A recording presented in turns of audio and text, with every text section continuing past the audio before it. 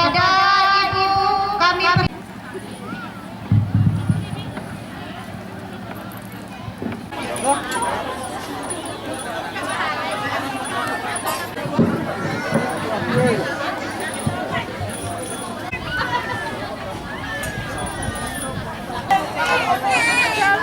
sehingga kita dapat mengunjungi acara rutin di Assalamualaikum warahmatullahi wabarakatuh.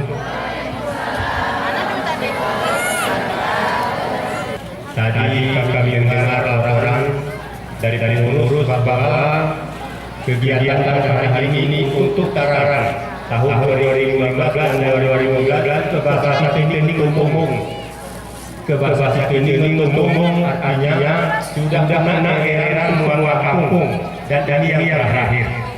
Harapan kami sebagai camat pengajian ini jangan terus akhir. Udaranya memang terakhir, tetapi kita lanjutkan para kawal kembali. Dan ini akan dimusyawarahkan tanggal 28 saya dengar. Insyaallah kita akan bermusyawarah untuk ke depan supaya pengajian ini makin dilaksanakan.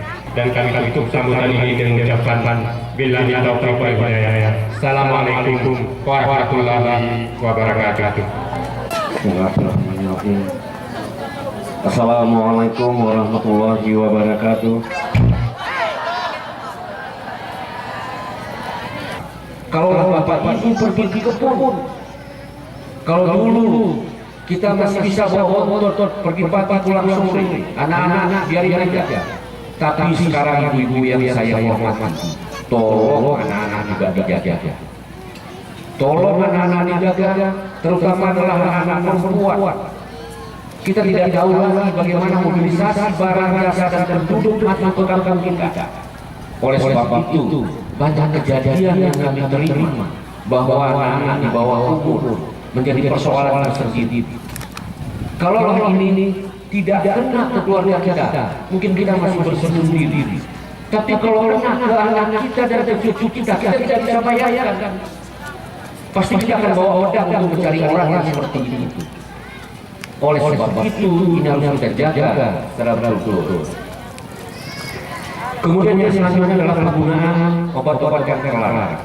Presiden Jokowi sudah mengarahkan kepada seluruh bupati dan wakil bupati di Indonesia ini. Indonesia dalam keadaan darurat narkoba.